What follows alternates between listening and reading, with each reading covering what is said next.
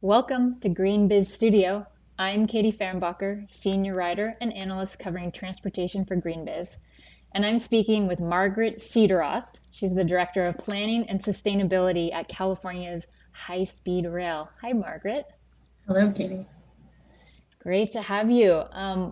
We're wondering, exactly what is California High-Speed Rail and what's the status of the project? Great. California High-Speed Rail, as the name implies, is true fixed guideway high-speed rail connecting San Francisco in the north to Los Angeles and Anaheim in the south.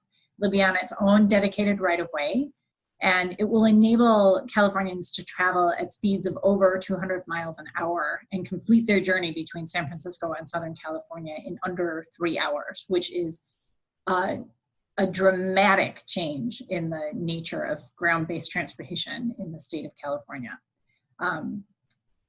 We're running 100% on renewable electricity, and that electricity, I think as you understand, and as your listeners will understand, electricity allows us to travel at those very high speeds and to attract folks who would otherwise fly or who would otherwise drive to high-speed rail. And right now we have 120 miles of alignment in construction in the Central Valley. And that construction has been going on since 2015. It's expected to wrap up in 2022. And what that central portion gives us is a test track in order to test and commission the high-speed rail vehicles, because there is no place you can test high-speed rail at speed in the United States yet. So we'll be able to test our own vehicles and maybe other people's vehicles down the road. And that test track, we then want to grow into an operating segment connecting the Central Valley cities of Merced and Bakersfield, and then connect out to San Francisco and the LA basin after that. So we have 120 miles in construction. We've been averaging more than 1,000 construction workers on site over the past year, which is even despite the pandemic. We've been able to follow important social distancing and public health processes, but still also keep people employed and on site and keep the momentum moving on the project in the past year. What are the sustainability benefits of high-speed rail for California? Great question. They occur at many different scales for California. I'd say California is a really exciting place to work because the regulatory and the legislative foundation enable us to create a truly sustainable piece of infrastructure. And so for the state, we're providing a mode of transportation that, as I said, connects people in under 3 hours from San Francisco to LA, which means you have people shifting off of airplanes and you have people shifting out of cars and taking high-speed rail, which means you're reducing those criteria air pollutants from those vehicles and the greenhouse gas emissions from those vehicles. So we're a part of California's plan to achieve its AB 32 and SB 32 greenhouse gas emissions reductions targets.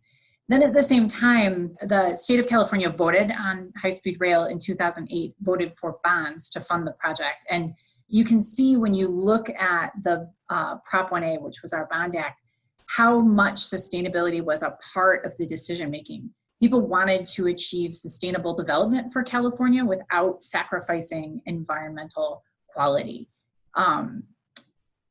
Providing a mode of transportation that's truly green, 100% renewable energy and electric, so really the electric spine of transportation in California, means that instead of the Central Valley being somewhat disconnected from the rest of the economic centers in the state, you now have kind of a redrawn map of California. So the Central Valley has an economy that's somewhat limited to a couple of different sectors. And by connecting to Northern California, Silicon Valley, and connecting down into Southern California and the LA basin, you suddenly have connectivity in the state that enables greater economic diversity, which I think leads to greater long-term resilience for the communities in the Central Valley and the state as a whole. I think sustainability for high-speed rail also focuses on how we're delivering this mega project. It's been very important for us to use the tools that we have as a major project to start to move the needle on how construction happens. And so at the beginning of construction, we set some pretty ambitious targets. We committed ourselves to a carbon neutral project in construction. So all the direct greenhouse gas emissions that we produce and all the criteria air pollutants that we produce will offset or balance out through projects such as tree planting, mitigation projects that, keep mitigation projects that do sequestration as well. And by the same token, there's also a number of different ways that construction can really evolve. And so we've looked at, when they were available, Tier 4 was the best available equipment. So we required that for our construction, which really reduced the amount of criteria pollution produced on site. And now we're looking at the innovation in zero emissions vehicles. And we've required that of our contractors to use zero emissions equipment really for their on-road fleet, since that's where it's available now. But we're also going to keep pushing the needle on where we can use off-road zero emissions equipment as well. And then I think one of the final elements relative to sustainability in the construction practices is our focus on recycling and taking concrete and steel out of the waste stream and putting them back into the recycling stream, because those are both commodities that can be used in other projects. So we've required 100% recycling of concrete and steel. And overall, the project to date has recycled 97% of all of the waste, which is remarkable for a project of this scale. Obviously, we're in a kind of strange time now with the pandemic, and public transit in cities all over the country is facing, a crisis, partly because of safety concerns, but also financial crisis because of systems and lack of riders and things like that, just shifting funds around. So how will the state of the world and California's looming budget crisis or budget issue affect the California high-speed rail project?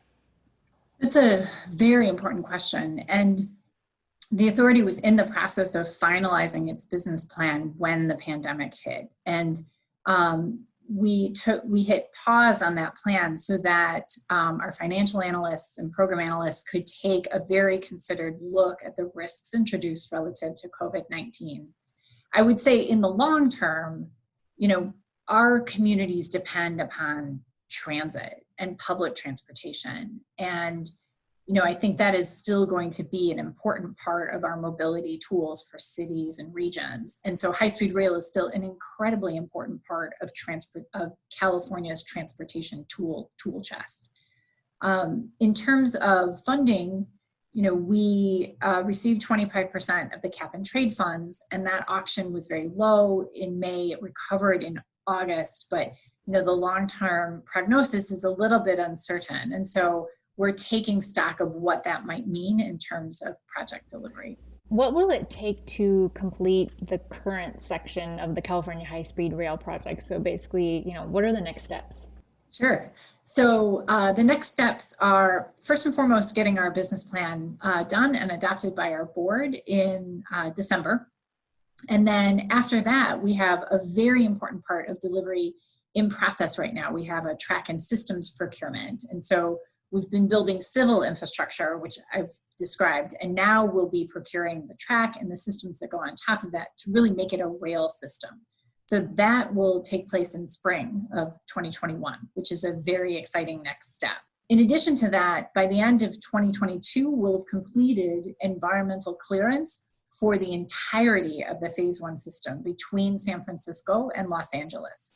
We've already cleared the segment between Bakersfield and Merced, which enables us to do important early project development and right-of-way purchase in that corridor, which is something we'll move to next. In addition to finalizing the environmental documents, we'll be finalizing that initial test track by 2022 as well. Thank you. All right. Thank you so much, Margaret. You just heard from Margaret Cederoth, Director of Planning and Sustainability at California High Speed Rail. I'm Katie Fehrenbacher. Thanks for listening.